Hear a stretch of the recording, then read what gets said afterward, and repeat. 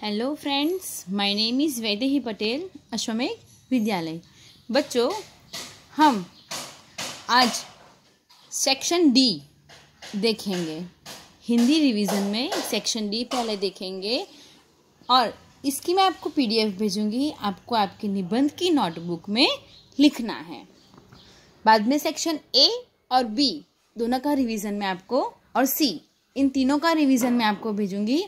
पहले हम section D देख लेते हैं और वो आपको आपकी नोटबुक में निबंध की वो लिखना है।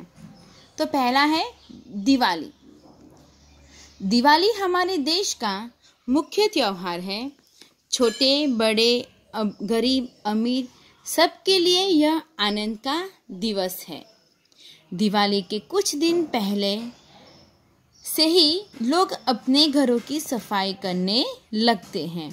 वे नए कपड़े सिलाते हैं, गहने खरीदते हैं और पकवान बनाते हैं। लोग अपने घरों को दीपकों से सजाकर इस त्योहार का स्वागत करते हैं। आश्विन यानी क्वार महीने के कृष्ण पक्ष की त्रयोदशी से कार्तिक शुक्ल पक्ष की द्वितीया तक दिवाली धूमधाम से मनाई जाती है। त्रयोदशी के दिन लोग लक्ष्मी जी की पूजा करते हैं। चतुर्दशी को काली चौदस कहते हैं। अमावस्या दिवाली का मुख्य दिन है। इस दिन रात को व्यापारी अपने हिसाब किताब की बहियों की पूजा करते हैं। दिवाली के दूसरे दिन नए वर्ष का आरंभ होता है। इस दिन लोग एक दूसरे से मिलकर नए वर्ष की शुभकामनाएं प्रकट करते हैं। भैया दूज के दिन बहन भाई को अपने घर बुलाती है, उसे तिलक करती और उसकी आरती उतारती है। वह अपने भाई को मिठाइयाँ खिलाती है। दिवाली बच्चों के लिए पटाखों, मिठाइयों और नए नए कपड़ों का त्योहार है। सचमुच दिवाली एक नए जीवन का संदेश लेकर आती है। फ्रेंड्स, ये है दिवाली और दूसरा निबंध जो है वो है दशहरा। दशहरा यानी विजयादशमी। दशहरा हिंदुओं का एक धार्मिक त्योहार है। यह आश्विन महीने के शुक्ल पक्ष की दशमी के दिन मनाया जाता है। दशहरा विजयादशमी। दशहरा हिंदुओं का एक धार्मिक त्योहार है। वह आश्विन महीने के शुक्ल पक्ष की दशमी के दिन मनाया जाता है। सारे भारत में यह त्योहार बड़ी धूमधाम से मनाया जाता है। इस दिन श्री राम ने रावण को मारकर लंका का विजय प्राप्त की थी। श्री राम की विजय की याद में नवरात्रि में रामलीलाएं होती है। फिर दशहरे के दिन रावण और कुंभकर्ण के पुतले लगाए जाते हैं। दुर्गा माता ने महिषासुर राक्षस के साथ 9 दिन युद्ध किया था। माता दुर्गा ने 10वें दिन महिषासुर पर विजय पाई थी। इसी विजय की याद में विजयादशमी का उत्सव मनाया जाता है। 9 दिन देवी पूजा होती है। इन दिनों गुजरात में रास गरबे की धूम मचती है। श्री राम और दुर्गा माता की विजय की याद में यह उत्सव मनाया जाता है, इसलिए इसको विजयादशमी भी कहते हैं। बरसात के दिनों में हमारे कई काम रुक जाते हैं। किसी की मांगलिक कार्य शुरू करने के लिए दशहरा शुभ दिन माना जाता है। यह विजय और आनंद का दिन है। हमेशा अधर्म की हार और धर्म की जीत होती है, इसलिए हमें सदा धर्म के रास्ते पर चलना चाहिए। विजयादशमी का यही संदेश है। आगे अब हम देखेंगे कहानी।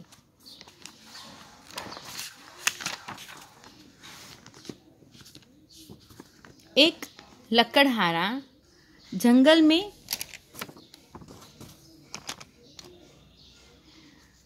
नदी के किनारे पेड़, लकड़ी काटना, कुल्हाड़ी का पानी में गिरना, उदास हो जाना, देवदूत का आना, कुल्हाड़ी निकालने के लिए डुबकी लगाना, पहले सोने की कुल्हाड़ी निकालना, यह मेरी नहीं, फिर चांदी की कुल्हाड़ी, यह भी मेरी नहीं, फिर लोहे की कुल्हाड़ी, स्वीकार।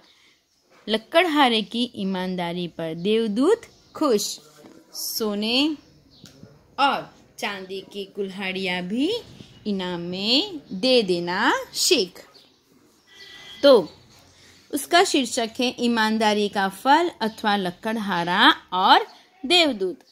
गोपाल एक गरीब लकड़हारा था। वह रोज जंगल में जाकर लकड़ियाँ काटता था और शाम को उन्हें बाजार में बेच देता था। लकड़ियों को बेचने से जो पैसे मिलते उन्हीं से उसके परिवार का गुजर बसर होता था। एक दिन गोपाल जंगल में दूर तक निकल गया। वहां उसकी दृष्टि नदी के किनारे एक बड़े पेड़ पर पड़ी। वह अपनी कुल्हाड़ी लेकर उस पेड़ पर चढ़ गया। अभी उसने एक डाल काटना शुरू ही किया था कि अचानक उसके हाथ से कुल्हाड़ी छूट गई और नदी में गिर गई। गोपाल झटपट पेड़ से नीचे उतरा और नदी में अपनी कुल्हाड़ी ढूंढने लगा।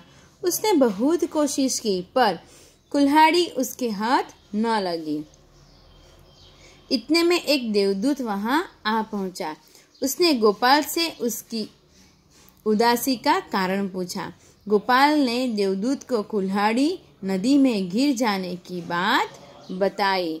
देवदूत ने उसे धीरज बंधाते हुए कहा, घबराओ मत, मैं तुम्हारी कुल्हाड़ी निकाल दूंगा। यह कहकर देवदूत ने नदी में डुबकी लगाई। वह सोने की कुल्हाड़ी लेकर बाहर निकला। उसने गोपाल से पूछा, क्या यही तुम्हारी कुल्हाड़ी है? गोपाल ने कहा, नहीं महाराज, यह मेरी कुल्हाड़ी नहीं है। फिर दूसरी बार डुबकी लगाई। देवदूत ने चांदी की कुल्हाड़ी निकाली। तब भी लकड़हारे ने इनकार करते हुए कहा, नहीं, यह भी मेरी कुल्हाड़ी नहीं है। देवदूत ने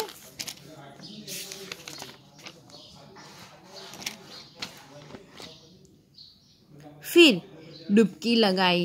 इस बार उसने नदी से लोहे की कुल्हाड़ी निकाली। उस कुल्हाड़ी को देखते ही गोपाल खुशी से चिल्ला उठा, हाँ महाराज, यही मेरी कुल्हाड़ी है। गोपाल की ईमानदारी पर देवदूत बहुत खुश हुआ। उसने लोहे की कुल्हाड़ी के साथ साथ सोने और चांदी की कुल्हाड़ियाँ भी गोपाल को इनाम में दे दी। सीख, ईमानदारी एक अच्छा गुण है। ईमानदारी का फल अच्छा ही होता है। आगे हम लोग देखेंगे पत्र लेखन।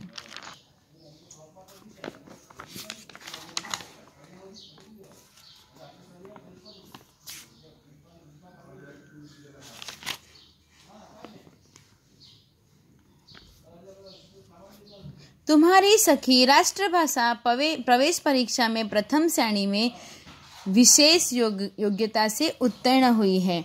उसे बधाई देते हुए पत्र लिखिए। तो पहले हमें एड्रेस लिखना है साइड पे, अपने राइट साइड पे। फिर आगे,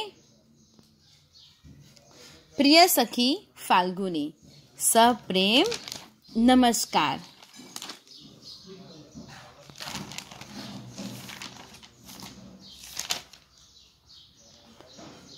आज ही तुम्हारा पत्र मिला। राष्ट्रभाषा प्रवेश परीक्षा में विशेष योग्यता से उत्तीर्ण होने पर तुम्हें मेरी ओर से ढेर सारी बधाइयाँ। मैं जानती हूँ कि तुम बहुत परिश्रमी और प्रतिभाशाली हो। तुम्हारे लिए कोई भी परीक्षा उत्तीर्ण करना कठिन नहीं है। हिंदी के प्रति तुम्हें पहले से ही बहुत लगाव है।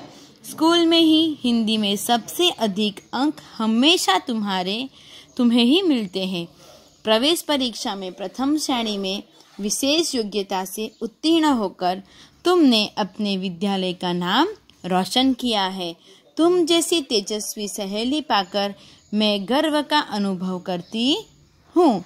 तुम्हें उपहार के रूप में देने के लिए मैंने एक बढ़िया पेन सेट खरीदा है। एक बार फिर बधाई के साथ तुम्हारी सखी बीना पाठक। यानी कि उसकी सखी जो है वो राष्ट्रभाषा प्रवेश परीक्षा में प्रथम श्रेणी में उत्तीर्ण हुई है, तो बधाई देते हुए ये पत्र है। तो फ्रेंड्स, आपको ये 2 निबंध, एक स्टोरी और एक पत्र आपको आपकी निबंध की नोटबुक में लिखना है। Thank you.